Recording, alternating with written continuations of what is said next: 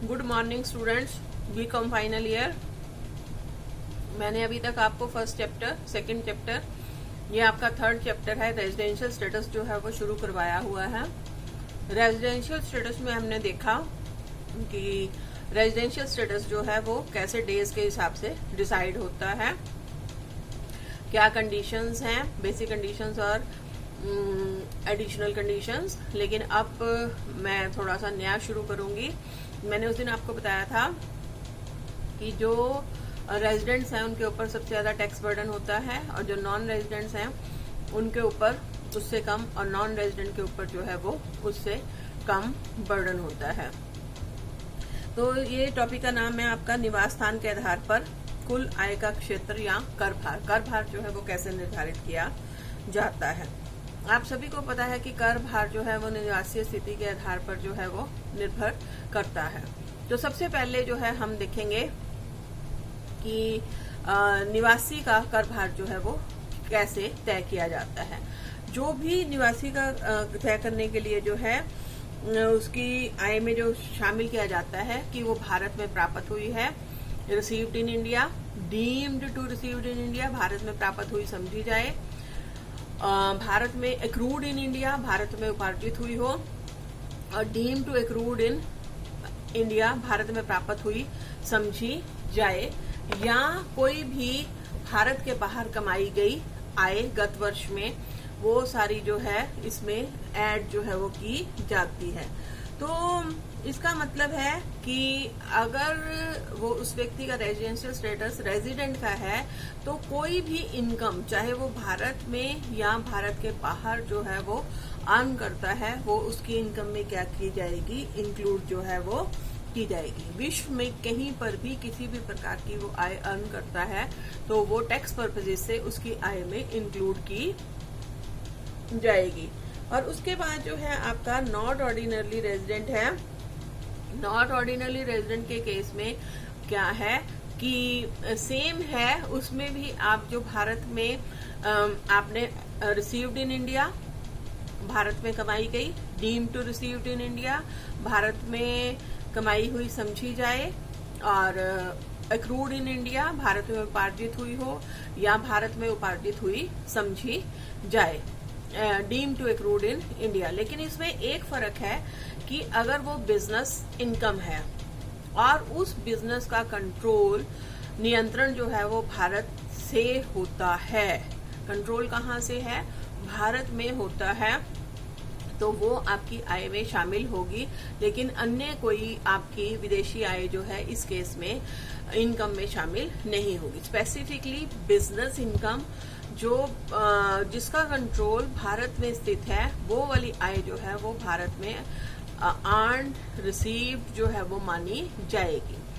और तीसरा हमारा जो है आपका वो है नॉन रेजिडेंट। नॉन रेजिडेंट के केस में सिर्फ जो है earn, received in India, deem to received in India, भारत में कमाई गई, भारत में कमाई हुई समझी जाए, या accrued in India, deem to accrued in India, भारत में उपार्जित हुई हो, भारत में उपार्जित हुई समझी जाए। लेकिन इसमें अगर आपने भारत के बाहर कोई भी इनकम अर्न की है या भारत के बाहर जो है वो रिसीव की है, उससे कोई फर्क नहीं पड़ेगा। यानी जो फॉरेन इनकम है वो आपकी इनकम में ऐड नहीं होगी। तो आपकी आसानी के लिए मैं आपको बता दूं कि निवासी के केस में आंखें मूंद कर हम जो भी उसने इनकम भारत में अर्न की है, भारत में एक्रू हुई है या भारत के बाहर अर्न की है, विश्व में किसी भी स्थान पर उसने अर्न की है, वो उसकी इनकम में ऐड होगी। और दूसरा है आपका नॉट ऑर्डिनरी रेजिडेंट के केस में आपकी सारी इनकम वही जो भारत में रिसीव हुई है, भारत में डीम टू रिसीव्ड है, एक्रूड है, deem to accrued in India है, और उसके अलावा जो बिजनेस इनकम है, स्पेसिफिकली बिजनेस इनकम है, वो उसकी इनकम में ऐड होगी उस केस में जब मैनेजमेंट एंड कंट्रोल कहाँ पर स्थित है, भारत में स्थित है और कोई विदेशी आय शामिल नहीं होगी। और तीसरा आपका नॉन रेजिडेंट है, उसके केस में जो आपने इनकम इंडिया में अर्न की है, रिसीव की है, एक्रू हुई है, डीम टू एक्रू हुई है, वो सारी जो है वो ऐड होंगी। लेकिन इसमें फॉरेन इनकम जो है कोई भी आपकी ऐड नहीं होगी। तो जो नॉन रेजिडेंट है वो फॉरेन इनकम के ऊपर इंडिया में टैक्स चुकाने के लिए उत्तरदायी जो है वो नहीं है। उसके बाद हमने यहाँ कुछ मीनिंग्स जो है वो क्लियर किए गए हैं टैक्स डिपार्टमेंट के द्वारा। इसमें प्राप्त हुई का मतलब है फर्स्ट टाइम जब वो रिसीव होती है, फर्स्ट टाइम रिसीव होती है। फॉर एग्जाम्पल कोई इनकम इंडिया में रिसीव हुई तो वो इंडिया में रिसीव हुई मानी जाएगी। लेकिन मान लो वो इंग्लैंड में रिसीव हुई और बाद में भारत भेजी गई, ट्रांसमिटेड टू इंडिया, वो भारत में प्राप्त हुई नहीं मानी जाएगी, वो भारत में प्राप्त हुई नहीं मानी जाएगी। जिसकी प्रथम प्राप्ति जो है वो भारत में है तो वो इंडिया में रिसीव्ड जो है वो मानी जाएगी। दूसरा क्लैरिफाई करूंगी मैं, प्राप्त हुई समझी जाए। प्राप्त हुई समझी जाए से अभिप्राय है कि जो deem to received in India है वास्तव में प्राप्त नहीं हुई है। जैसे प्रोविडेंट फंड है हमारा, हर साल एक्रू तो हो जाता है, वो पुराने प्रोविडेंट फंड में ऐड हो जाता है, लेकिन हमें मिलता नहीं है। मिलता किन्हीं विशेष परिस्थितियों में है, डेथ के केस में, रिटायरमेंट के केस में, या विशेष परिस्थितियों में जो है वो मिलता है। लेकिन वो हर साल एक्रू हो रहा है और आपकी इनकम में ऐड हो रहा है, तो वो क्या है, प्राप्त हुई समझी जाए। इसी तरह अनरिकग्नाइज्ड प्रोविडेंट फंड है, वो भी आपका क्या है, प्राप्त हुई समझी जाए। तो ऐसे बड़े सारे एग्जांपल्स हैं। जैसे डिविडेंड डिक्लेयर किया जाता है, फाइनल डिविडेंड जो होता है वो डिक्लेयर कर दिया जाता है, लेकिन उसी समय प्राप्त नहीं होता। तो जब तक वो प्राप्त नहीं होता है तो वो क्या है, डीम्ड टू रिसीव्ड। क्या माना जाएगा, डीम्ड टू रिसीव्ड जो है उसकी आय में शामिल कर लिया जाएगा। और इसी तरह टीडीएस है, टीडीएस के भी सेम है, वो भी डीम टू रिसीव्ड जो है वो माना जाता है। यहाँ सेंट्रल गवर्नमेंट द्वारा 1 जनवरी 2004 के बाद कोई एम्प्लॉय की कोई अमाउंट है, सुपरनेशन फंड वगैरह, तो पेंशन स्कीम के अंतर्गत वो गवर्नमेंट के लिए क्या माना जाएगा, डीम टू रिसीव जो है वो माना जाएगा। दूसरी बात है उपार्जित। उपार्जित मीन्स हमने एक्रू कर ली लेकिन अभी हमें रिसीव जो है वो नहीं हुई है। जैसे मैंने एफर्ट्स कर लिए जुलाई की सैलरी के, लेकिन अभी मिली नहीं है, तो वो क्या मानी जाएगी, एक्रूड। एक्रू हो चुकी है लेकिन हमने अभी वास्तव में रिसीव नहीं की है। और दूसरी बात है deemed to receive. Deemed to receive जो है, जो मान लो आपने सैलरी इंडिया में अर्न की लेकिन प्राप्त कहाँ हुई, भारत के बाहर। उसके लिए मेहनत आपने कहाँ की हुई है। जैसे अब पेंशन है, कोई व्यक्ति सारी उम्र जॉब करके कहाँ चला जाता है, भारत के बाहर चला जाता है, या वो जॉब जो है इंडियन गवर्नमेंट ने उसको अब्रॉड भेजा है और उसको सैलरी कहाँ रिसीव हो रही है, भारत के बाहर रिसीव हो रही है, लेकिन वो एक्रूड कहाँ मानी जाएगी, उसके लिए भारत में जो है वो मानी जाएगी। इसी तरह सरकारी कर्मचारी को जो विदेश में वेतन मिलता है या इंडियन कंपनी द्वारा भारत के बाहर कोई डिविडेंड पे किया जाता है तो वो भी accrued, deem to accrued in India जो है वो माना जाएगा।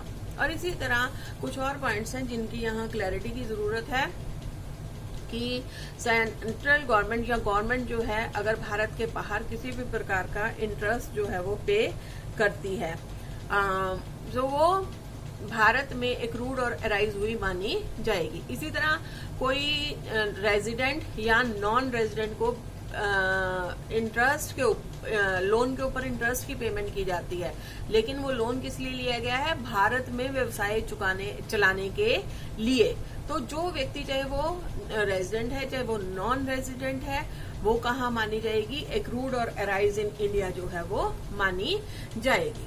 उसके बाद है इसी तरह गवर्नमेंट जो है रॉयल्टी पे करती है तो वो एक्रूड और अराइज इन इंडिया मानी जाएगी। और इसी तरह कोई रेजिडेंट या नॉन रेजिडेंट जो है कोई रॉयल्टी पे की जाती है वो इंडिया में एक्रूड और अराइज हुई मानी जाएगी with subject to the condition. With subject to the condition की वो एसेट वो लैंड, वो राइट जो है वो कहाँ पर होना चाहिए, भारत में होना चाहिए। इसी तरह सेंट्रल गवर्नमेंट द्वारा टेक्निकल सर्विसेज के लिए जो रॉयल्टी टेक्निकल सर्विसेज की फी की पेमेंट है, चाहे वो भारत में या भारत के बाहर की जाती है, तो वो एक्रूड और अराइज कहाँ मानी जाएगी, इंडिया में मानी जाएगी। इसी तरह कोई रेजिडेंट नॉन रेजिडेंट जो है टेक्निकल सर्विसेज के लिए फीस पे करता है, लेकिन वो व्यवसाय कहाँ से चलाया जाना चाहिए, भारत से। व्यवसाय कहाँ से चलना चाहिए, भारत से। तो वो कहाँ पर एक्रूड और अराइज हुई मानी जाएगी, इंडिया में एक्रूड और अराइज हुई जो है वो मानी जाएगी। तो ये है आपका थ्योरी पार्ट, ये बहुत इंपॉर्टेंट है। फर्स्ट है आपका रेजिडेंट के केस में आप आंखें मूंद के कोई भी इनकम है, चाहे वो received in India, deem to received in India, accrued in India, deem to accrued in India, foreign income, सारी जो है आप उसकी इनकम में ऐड कर दोगे और ही विल हैव टू पे द टैक्स। लेकिन एक बात ध्यान रखनी है, एक पॉइंट, कि जो कोई अनटैक्स्ड इनकम है जो कमाने के बाद भारत में लाई गई और भूत की आय जो है वो भविष्य में भारत लाई गई और उसके ऊपर आयकर नहीं लगाया गया, वो आय जो है किसी की इनकम में भी शामिल नहीं होगी, वो निवासी की भी इनकम में शामिल नहीं होगी। बहुत सारे क्वेश्चंस में लिखा होगा, लेकिन आपने आंख मूंद के उसको छोड़ देना है। जो और निवासी के केस में अपने सारी आय को उसकी आय में शामिल कर देना है, उसमें आपको सोचने की जरूरत, लेकिन क्लैरिटी होनी चाहिए। Accrued in received in India, deem to received in India, accrued in India, deem to accrued in India, और या फॉरेन इनकम, कोई भी इनकम हो सिवाय पास्ट की इनकम जो फ्यूचर में इंडिया लाई गई, जो कि अनटैक्स्ड रह गई है, वो आपकी इनकम में ऐड नहीं होगी। एक ही इनकम जो है निवासी के केस में ऐड नहीं होगी। और नॉट ऑर्डिनरी रेजिडेंट के केस में जो है आपका सारी income received in India, deem to receive in India, accrued in India, deem to accrued in India, वो आपकी आय में क्या होंगी, ऐड जो है वो होंगी। और एक और आय, अगर वो व्यवसाय से संबंधित है और व्यवसाय का कंट्रोल जो है वो कहाँ पर स्थित है, भारत में स्थित है, तो वो उसको शामिल किया जाएगा। और जो नॉन रेजिडेंट के केस में है, उसमें सिर्फ जो received in India, deem to received in India, accrued in India, deem to accrued in India, वो शामिल की जाएंगी। यानी जो व्यक्ति नॉन रेजिडेंट है उसको फॉरेन की आय पर इंडिया में टैक्स पे नहीं करना है। तो ये सारी मैंने आपको बता दिया। अब आगे है क्वेश्चंस में बुक में आपको पेज 45 पर हिंदी मीडियम वाली बुक में एक चार्ट सा बनाया हुआ है, वो रट्टाफिकेशन है। अगर आपको लगता है कि आप रट्टा मार सकते हो तो इट्स ओके, अगर आप समझ के करते हो तो आपको उसको देखने की जरूरत नहीं है। आप कॉलम बनाएंगे और आप देखेंगे कि वो रेजिडेंट है में ऐड होगा या नहीं, नॉट ऑर्डिनरी रेजिडेंट में ऐड होगा या नहीं, या नॉन रेजिडेंट में ऐड होगा या नहीं होगा। तो इसमें क्वेश्चंस दिए हुए हैं, मैं इलस्ट्रेशन जो है आपको शुरू कराती हूँ। पहले भी इस चैप्टर की 8 इलस्ट्रेशंस मैंने आपको करवाई हैं। अब जो है वो मैं आपको 9th इलस्ट्रेशन जो है वो शुरू करवाऊंगी, तो ध्यान से सुनना है। मैं स्टेटमेंट बोलूंगी और फिर हमने जो है उसकी इनकम कैलकुलेट करनी है, वो आपने लिखना है। हमने 3 कॉलम्स बना लेने हैं, रेजिडेंट, नॉट ऑर्डिनरी रेजिडेंट और नॉन रेजिडेंट। तो आप क्वेश्चन ध्यान से देखिए। Following are the income of Shri Ram Prasad, income of Shri Ram Prasad for the previous year 18-19। और नीचे दिया हुआ है, from the above particulars certain the taxable income of Shri Ram Prasad for assessment year 2021 if Shri Ram Prasad is a resident, Ram Prasad is a not ordinary resident and Ram Prasad is a non-resident। तो ये सारी चीजें जो है आपने ध्यान में रखनी है। अब हम स्टेटमेंट पढ़ेंगे। Profit from business in Iran received in India. तो अब पहला, चाहे आपका व्यवसाय कहाँ है, ईरान में है, लेकिन रिसीव्ड कहाँ हुआ है, इंडिया में। तो आप इसको क्या करोगे, तीनों केसेस में 5,000, 5,000, 5,000, तीनों केसेस में जो है वो आपका ऐड हो जाएगा। तीनों केसेस में जो है आपका ऐड हो जाएगा, ठीक है। और दूसरा फिर पॉइंट है आपका income from house property Iran received in India. Receive कहाँ हुआ है? इंडिया में रिसीव हुआ है। हमने यही पॉइंट देखना क्या लिखा है, चाहे ईरान से है लेकिन रिसीव्ड इन इंडिया, तो ये किस में हो जाएगा? तीनों केसेस में जो है वो ऐड हो जाएगा।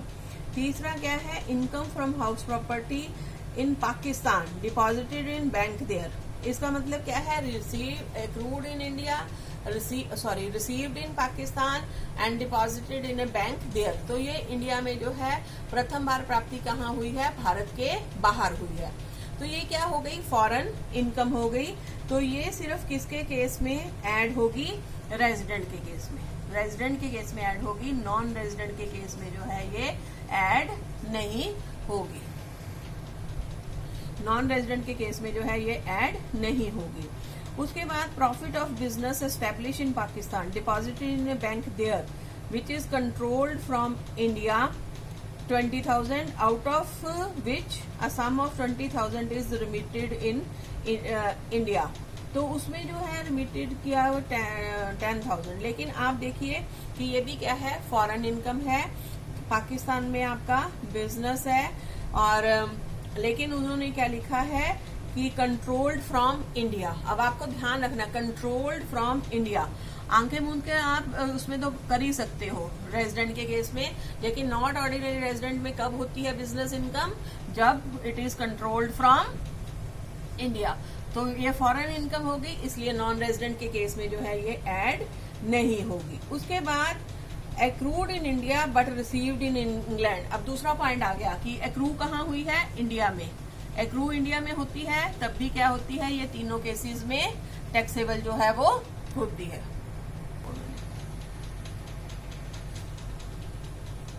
उसके लिए क्या है आपका कि एग्रीकल्चर इनकम के लिए आपकी इनकम जो है वो टैक्सेबल होगी इंडिया में, एग्जम्प्ट होगी अगर land must be situated in India. लेकिन यहाँ पर लैंड कहाँ पर सिचुएटेड है?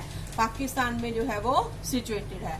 पाकिस्तान में सिचुएटेड है तो इसलिए ये सिर्फ किसके केस में टैक्सेबल होगी? रेजिडेंट के। इंडिया में होती तो ये तीनों केसेस में क्या होती? एग्जम्प्ट जो है वो होती। भारत में वेतन प्राप्त परंतु सेवा इराक में की गई। भारत में प्राप्त वेतन की, लेकिन सेवा इराक में की गई, लेकिन रिसीव कहाँ किया है? इंडिया में। इसलिए रिसीव्ड इन इंडिया, तो ये क्या होगी? तीनों केसेस में जो है वो टैक्सेबल जो है वो आपकी होगी। उसके बाद वो कहते हैं एक घरेलू कंपनी से लाभांश, डोमेस्टिक कंपनी से लाभांश, ये आपने याद रखना है, इसको बार बार नहीं मैं बताऊंगी, आप ध्यान रखेंगे। ये क्या होती है? एग्जम्प्ट जो है वो होती है, डोमेस्टिक कंपनी का डिविडेंड। तो इसके ऊपर कंपनी टैक्स पे करती है, इसलिए इंडिविजुअल के केस में ये क्या होती है? एग्जम्प्ट जो है वो होती है।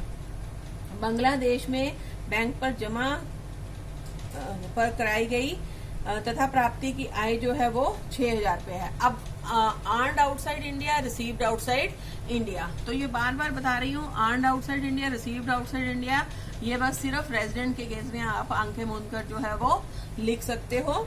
उसके बाद फिर श्रीलंका में व्यापार से आए जो भारत से नियंत्रित है। आप ध्यान से देखना कि ये क्या है? आपकी बिजनेस इनकम है, लेकिन कंट्रोल है फॉरेन इनकम, लेकिन ये इसका कंट्रोल कहाँ है? इंडिया में। तो इसलिए ये कौन से केसेस में होगी? रेजिडेंट के केस में टैक्सेबल होगी, एंड नॉट ऑर्डिनरी रेजिडेंट के केस में जो है वो टैक्सेबल जो है वो होगी। तो ये ध्यान से देखना है। ये आपकी नीचे आपने इसका टोटल कर लेना है। टोटल अब मैं नहीं कर रही हूँ, आप खुद करोगे, प्रैक्टिस करोगे। तो ये आपकी थी 12th इलस्ट्रेशन। कौन सी इलस्ट्रेशन? 12th illustration. उसके बाद जो है आपकी है 13th इलस्ट्रेशन। 13th इलस्ट्रेशन में भी हमने जो है resident, not ordinary resident and non resident की इनकम जो है वो कैलकुलेट करनी है। रेजिडेंट की इनकम में आपका क्या है? Following the taxable income of Shri Ramchandra for the previous year 18-19, income from salary accrued and received in India. Accrued and received in India, तो रिसीव्ड इन इंडिया हो गई, एक्रूड भी इन इंडिया में हुई है, तो ये कैसे टैक्सेबल होगी? तीनों केसेस में जो है वो टैक्सेबल होगी। तीनों केसेस में जो है वो टैक्सेबल होगी। उसके बाद वो कहते हैं कि profit from A business at Melbourne Australia, Australia के बिजनेस से आय है, कुछ नहीं लिखा, हम मानेंगे कि ये फॉरेन इनकम है, भारत के बाहर ही अर्न की गई, भारत के बाहर ही रिसीव की गई, इसलिए सिर्फ कौन से केस में टैक्सेबल होगी, रेजिडेंट के केस में जो है वो टैक्सेबल होगी। उसके बाद वो कहते हैं income from transfer of a long term capital asset in India, ये तो नाम से ही क्लियर है कि कैपिटल एसेट थी, इंडिया में थी, उसको ट्रांसफर करने से कैपिटल गेन हुआ, तो ये क्या होगी, तीनों केसेस में जो है वो क्या मानी जाएगी, टैक्सेबल जो है वो मानी जाएगी। और चौथा है आपका, उसके बाद है income on debentures of A company at Manchester England which was received in India. अब क्लियर कट लिखा हुआ है कि रिसीव्ड इन इंडिया, तो क्या हो जाएगा, रिसीव्ड इन इंडिया का मतलब है तीनों केसेस में जो है वो टैक्सेबल होगी। उसके बाद वो कहते हैं interest received from Shri Philip a non resident on the loan provided to him for a business carried on in India. अगर बिजनेस कैरिड ऑन इंडिया मैंने क्लैरिटी में आपको बताया था, तो वो किस में ऐड होगी, तीनों केसेस में जो है वो ऐड होगी, तीनों केसेस में जो है वो ऐड होगी 5,000, 5,000, 5,000। उसके बाद वो कहते हैं royalty received in Germany from Shri Kailash a resident in India for technical services provided for a business carried on in Germany. अब देखो, अगर ये बिजनेस इंडिया में होता तो फिर ये तीनों केसेस में टैक्सेबल होती, लेकिन बिजनेस कहाँ कैरिड आउट हो रहा है, जर्मन में, तो रेजिडेंट को दिया गया, तो ये सिर्फ किस केस में टैक्सेबल होगा, रेजिडेंट के केस में जो है वो टैक्सेबल होगा। उसके बाद फिर लास्ट पॉइंट है फी from an Indian company carrying on India in London for technical services render in London having directly deposited in company in his bank account in India.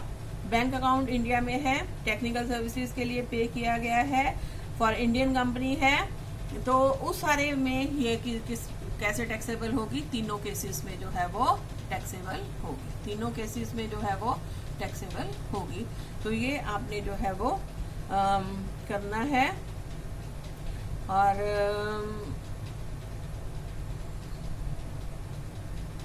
Dividend declared, मैंने एक point जो है वो question में छोड़ दिया था, वो देख लो, थर्ड पॉइंट था dividend declared in Perth Australia but received in India. बाहर की कंपनीज का जो डिविडेंड होता है वो टैक्सेबल होता है, रिसीव्ड इन इंडिया है, तो ये तीनों केसेस में क्या होगा, टैक्सेबल जो है वो होगा। तो ये आपकी क्या है, इलस्ट्रेशन है, इलस्ट्रेशन नंबर 13, इलस्ट्रेशन नंबर 13। तो ये आपने जो है ये कर ली, समझ ली, सुन भी ली। तो अगर आपके पास बुक नहीं है तो भी आप क्या कर सकते हो, इसको कर सकते हो। उसके बाद है आपकी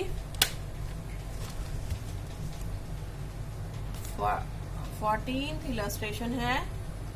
14th इलस्ट्रेशन में जो है आप देखो, आपने इनकम कैलकुलेट करनी है साधारण निवासी, असाधारण निवासी और अनिवासी के केस में। विवेक मोहन हैज द